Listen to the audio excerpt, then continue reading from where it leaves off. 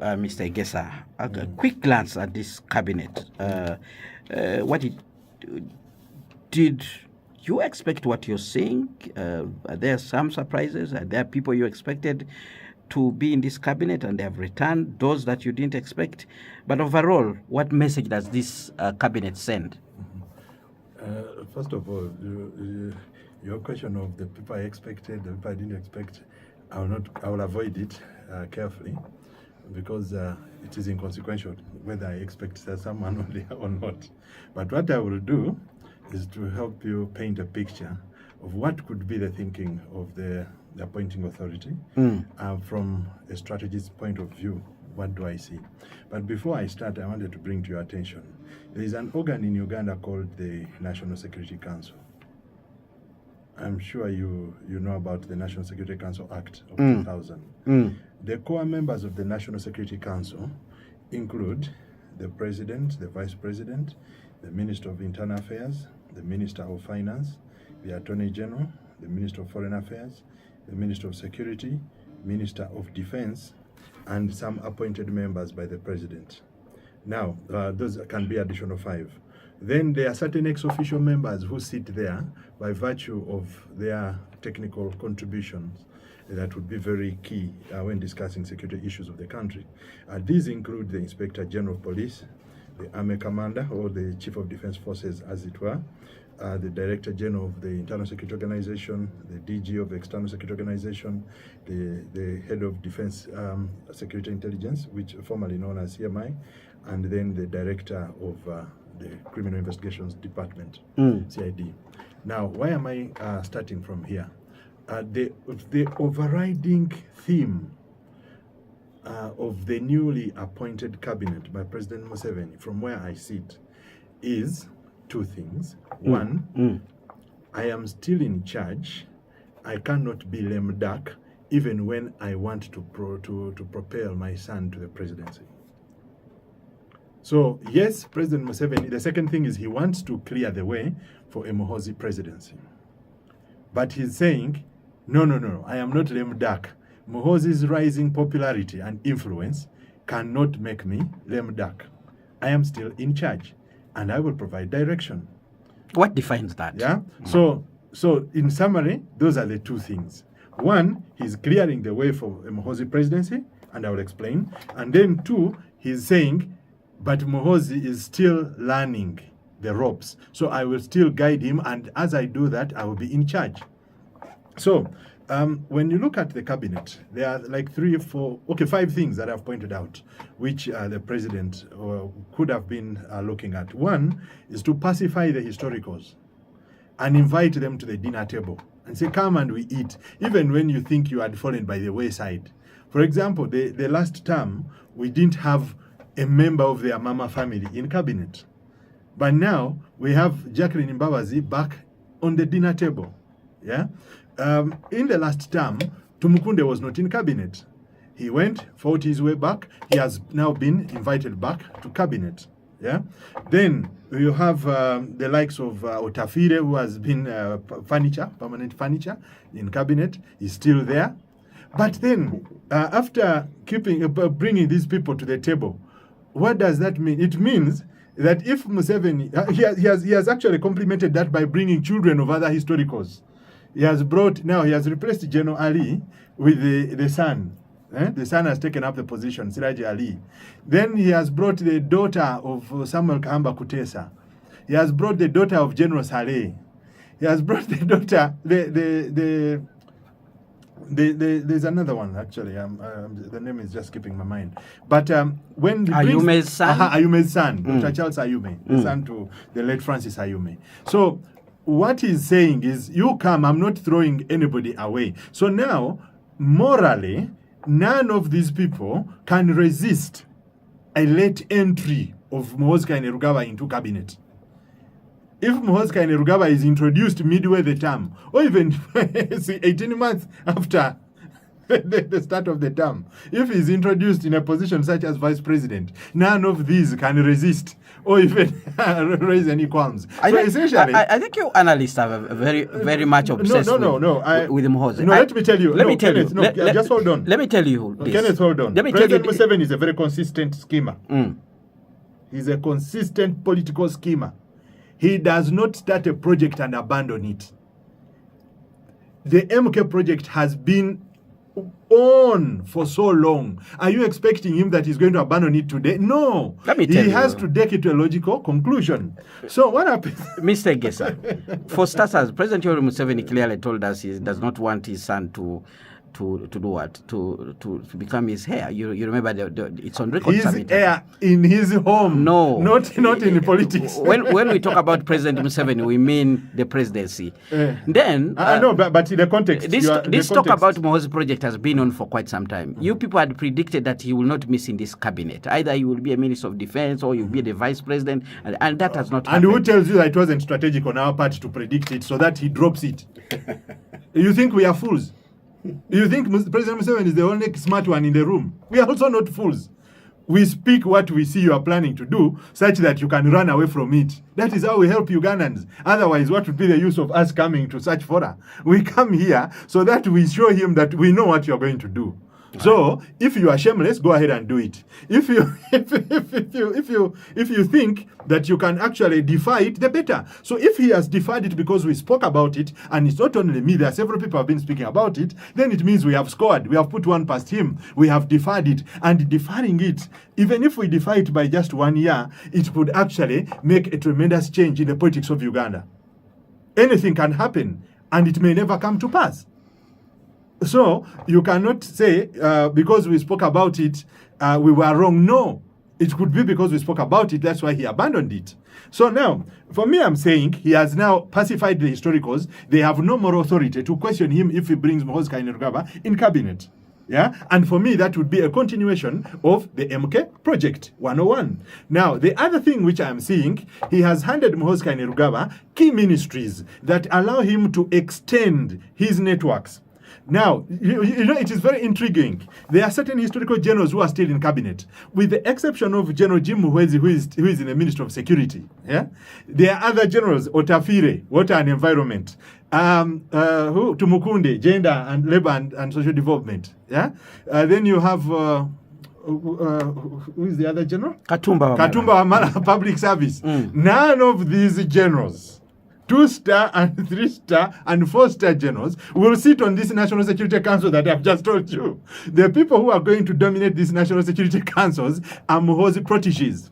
So this is what I'm showing you, that the transition is fully in motion. So Muhoozi Kainerugaba is going to call the shots. Remember, the Minister of Defense is a key pillar in the PLU political machine. That is Kiriwa Kiwanuka and Sumikambi Mugambe. So Kiriwa Kiwanuka, as Minister of Defense, he's going to work at the behest of Muhoozi Kainerugaba. So overall, your argument is that this cabinet is about... As I have told you, President Museveni is balancing two things.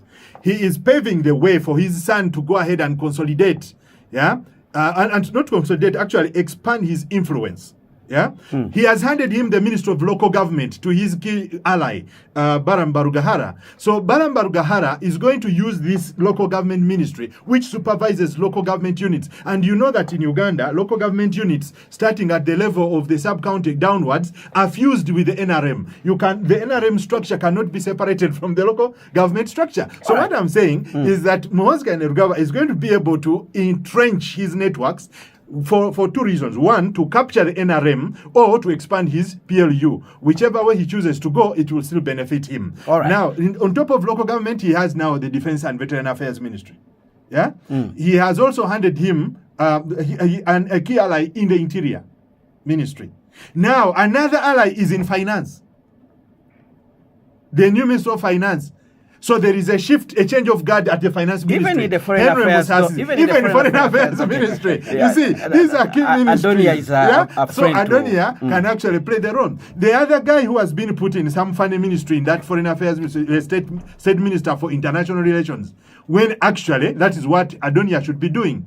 Calvin Echodu. Calvin Echodu is married into the lobbyists of Seattle. in the United States. So he can unlock certain international connections from Mohozi Kainerugaba, and he has been lobbying to be in the good books of Mohozi Kainerugaba. All right. That I am well informed. All right, let's go to Dr. James Tweheyo, who is from the inside. Dr. James Tweheyo, you are inside the NRM, and probably you can be able to tell us what went on, what explains the decision of President Yoweri Museveni. Much as it is his prerogative to name the people he can work with, let's hear your quick thoughts. You know, I find it interesting that my brother here claims to be able to know President Museveni and even to predict him. So if you think your predictions are correct, I think you're in for a surprise.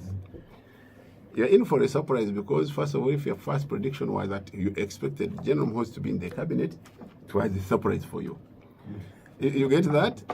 If your prediction is that President Museveni is opening a way for General Muhoozi, his son, for that matter. No, that's not a prediction. That's analysis. Wait, yeah, okay, that's analysis. Yeah. If your analysis is that, then General Muhoozi has reached a level where he can prepare himself. Forget about others. He can be aided by anybody else, including, of course, the president and others, but he has the capacity as an individual, as a man, as a CDF, leave alone being the son of the president. Because even, you know, it is disadvantaging him at the moment to say he's the son of the president, and whatever he does in his own merit and in his own capacity, people think he has been able to do that just because he's the son of the president. He's a popular man in the first place. I think you agree with me. Very popular. And popular, because he carries the Museveni brand. Anybody, let me tell you, anybody who carries the Museveni brand becomes popular. Otherwise, why are the Nameres and others popular in their own areas? It is because they carry the Museveni brand. And the moment you carry the Museveni brand and you're understandable and understood by the population to which you go, certainly you are bound to be popular.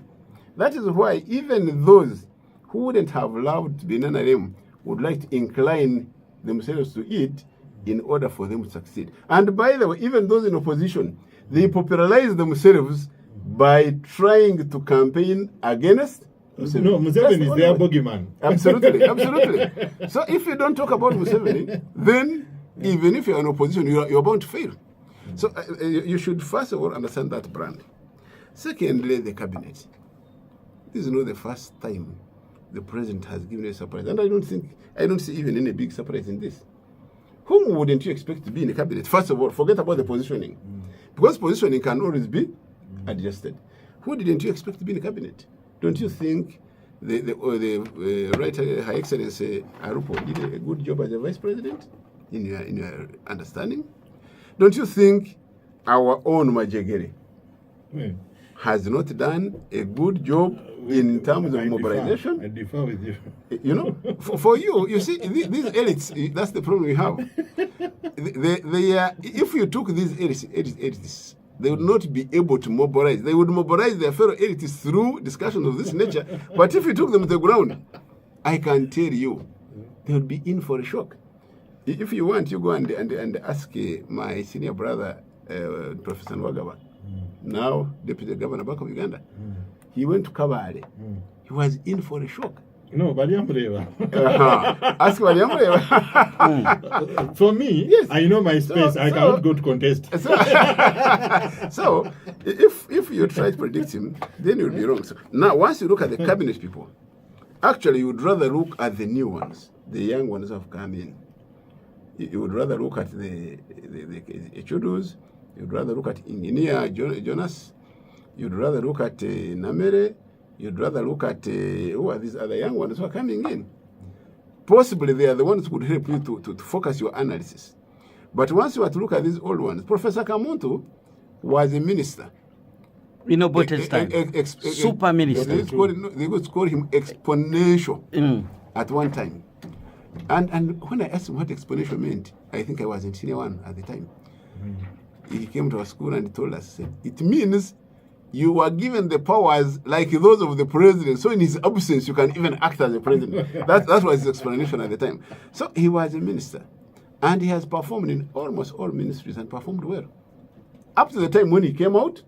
And that's why even his own people, by the way, his own people, he goes back after a period of rest, and people say, yes, we want to vote you back.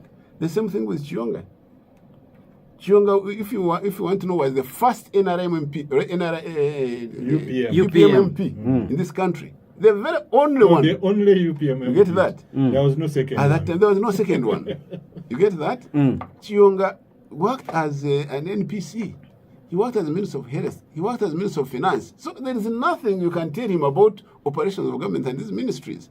He knows, Dr. Chionga, he knows everything. He has been part of the problems of Uganda. Part of the solutions, actually.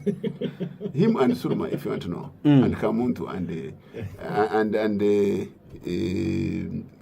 Honorable Kijuka at the time. So you should look at that pattern. And Honorable Kajura. You know, at the time, President understands how to play his cards. I can tell you, in the Greater Bushenyi, for example, whenever he would drop somebody like Keijuka, he would bring in Professor Kamuntu. Why? Because they're all economists. So he would switch them. And at the time, they are the ones, three of them, Keijuka, Kamuntu, and Kajura. They are the ones in whom the World Bank believed. Nobody else. So if the government was survive with the operations of the World Bank, that's how he would move.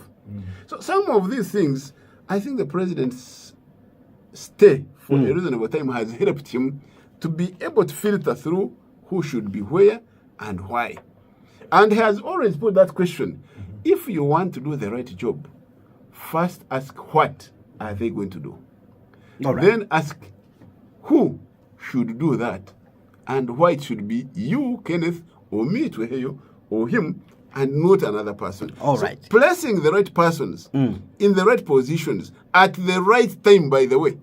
Because the timing also matters. All right. The timing matters. That's why sometimes you can say, let me reshuffle these people for one reason. Let me not reshuffle because of the timing and the activities which they're supposed to perform. All right. Spectrum on. Let's move on. And Mr. Egesa, President Yoweri Museveni has been vocal on the issues of corruption. He has been vocal on the issues of fighting corruption, fighting poverty. And he gives us this particular cabinet. When he was speaking the other day at his inauguration, people thought that there's going to be a total overhaul. Some people would lose their jobs, especially those that were thought not to be doing what was required. If you look at those who lost, those who have been kicked out of cabinet and those that have been retained, do you think this is the fine-tuned team that will help the president to deal with those two critical issues going forward? You know, when I was doing an analysis on this cabinet, there's a point which I came up with, that he's flattering to deceive. Yeah, he's flattering to deceive because, you know, he knows the public sentiment against certain faces in cabinet. The cabinet that has just completed its Call of Duty. So what happens? He decides to retire certain faces like General Ali, Ruth Nankabirwa, and the like. So what he does, he brings in young people to try and purport to be responding to the cries of the public. Yeah. But we all know that in President Museveni's government, you only become very active and very aggressive at your workplace if you have read the correct tea leaves. Now, the people who are allowed to read the correct tea leaves right now will be people like Balam Barugahara, because they are working on a certain project. The succession project, the MK project. So those ones will be allowed to be aggressive, to go and try to create networks and all that. But the other people, the other people will just go about their business, their work, business as usual style. I don't expect that you're going to see, for example, General Katumba in public service coming out to do something out of the ordinary. I don't expect that you'll see General Tafile doing something in water and environment that is out of the ordinary. They're just going to go about their business. They know the boundaries. They have been with the president for so long that they know when not to overstep their boundaries, even when they would think that maybe they could go an extra mile and do something that will help in service delivery. They know that if you do this, you might be misinterpreted. You might find yourself in the Anita Mong kind of situation. She found herself that she has been punished, in quotes, for being too ambitious. So you don't become too ambitious. Right now, if you are not inside the PLU, you are not. It is a sin for you to be too ambitious. So don't expect the people who are not PLU insiders to become very, very aggressive about their work going forward. So some people were dropped because the president wants to play to the public gallery. But introducing young people, it does not mean they are going to be empowered or they will be given the liberty to bring on board innovative ideas and these kind of things. No, I don't expect that to be the case. Yeah. So working in President Museveni's cabinet means you need to understand the dynamics of power. He is a man who must maintain one center of power. Yeah. Right now, my brother James Tweheyo says that General Muhoozi can stand on his own. That is not true. The relationship between President Museveni and the sun right now is that of the sun and the moon.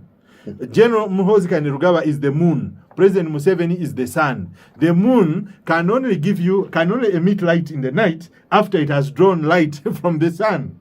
Yeah. So without drawing energy from the sun, the moon cannot emit light. So Muhoozi Kainerugaba cannot do anything without the blessings of the Father. And in fact, Muhoozi Kainerugaba himself has confessed on his Twitter handle in the last few days. He said the operation on Anita Mong was sanctioned by the Father.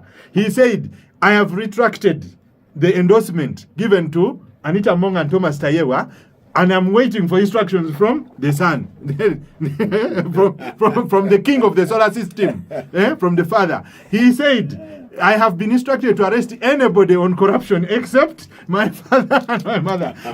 He talks my father. So it is very clear that Muhoozi Kainerugaba is not yet a man on his own, yeah, in terms of playing the politics. So you cannot come here and tell us that he's what?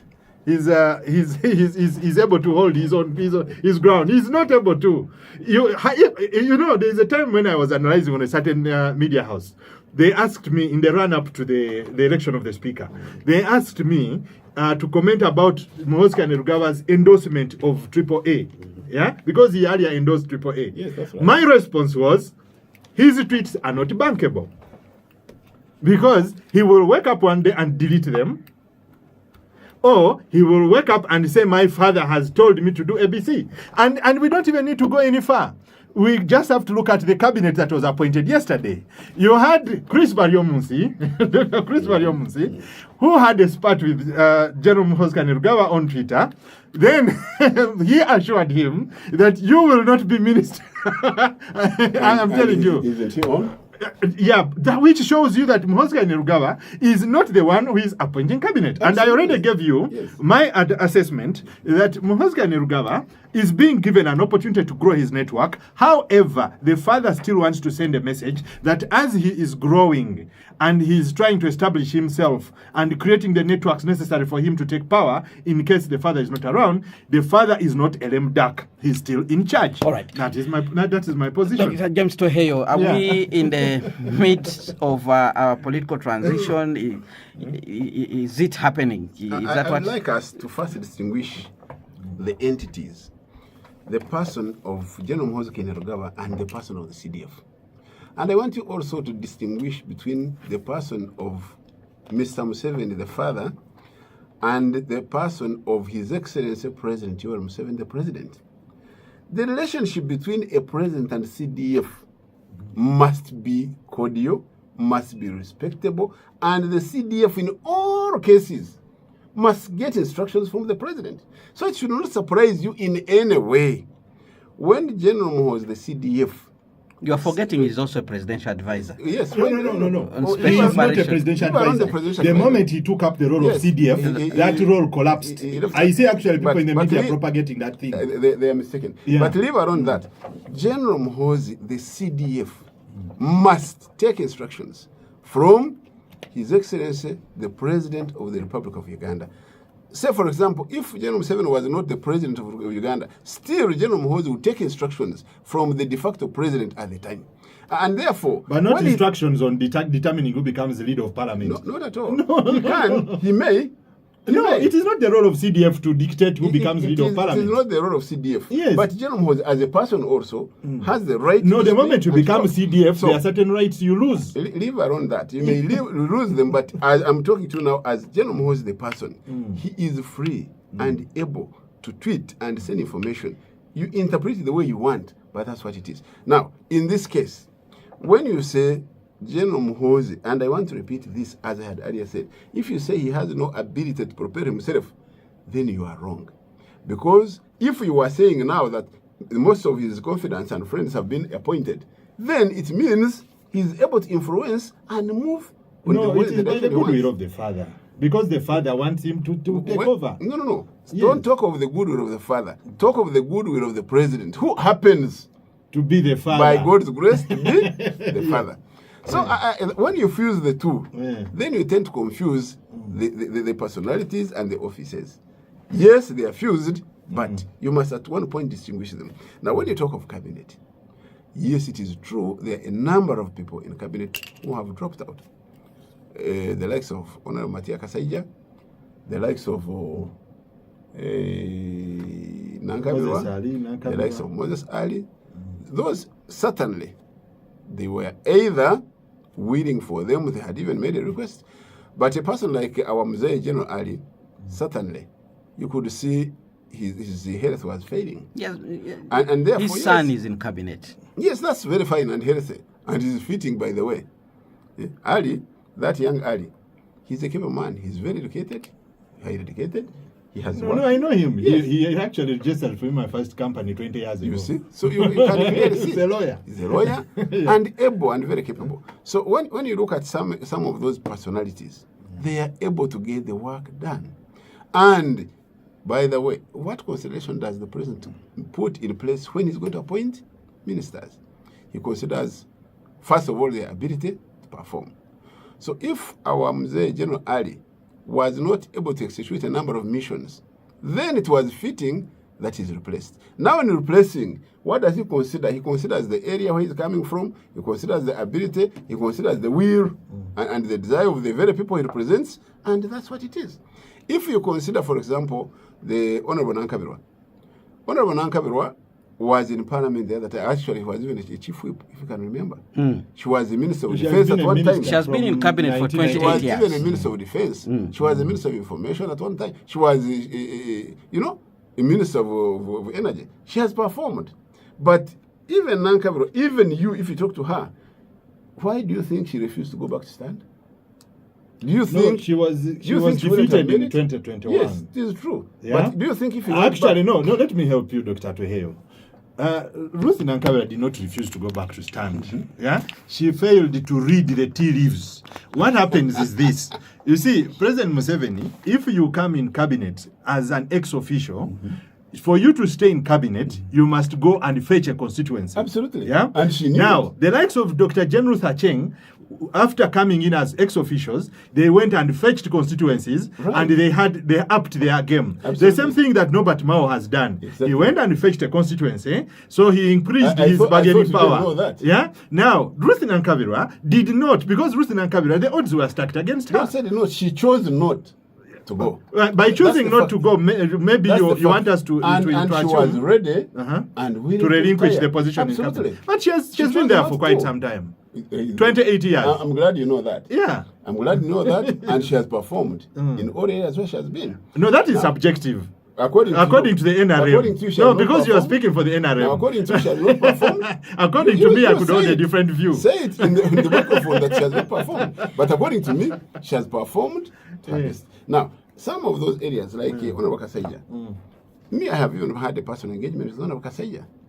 Kasaija, who is now 83, he says now it is best that I retire from active work in the government and I can remain an MP because he went and fetched his seat. But I don't want to overtax myself to wake up at 3 a.m. to read through the documents, reports, sign the documents, to make either mistakes, knowingly or unknowingly, And at my age, really, I shouldn't go into that. Good enough, he has worked with Musa Sese, Honorable Musa Sese. Sese has been the Minister for General Duties. He has been one of those supporting the preparation of budgets and the others. He has been basically doing the work of the ministry in Parliament. So, really, I don't think there is any error that either President Museveni has done or Honorable Matia Kasaija for that purpose. And I'm very sure he will still remain influential in his own area. But now, I didn't say he made any error. All right. Neither did President Museveni make any error to drop him. No, So overall, So overall, when you're playing in a game, like even politics, they say it's a game, you must know who to place where and when. Even in a football match, you must know who to place where. You can even reserve your best player to the chagrin and disappointment of all the other people who are supposed to cheer. And this is why did he reserve that one? Like he has reserved the sun. So, yes, that's what your prediction is. It's not only, he has even reserved myself. Why do you talk of the sun? Why is Tuheyo not in cabinet?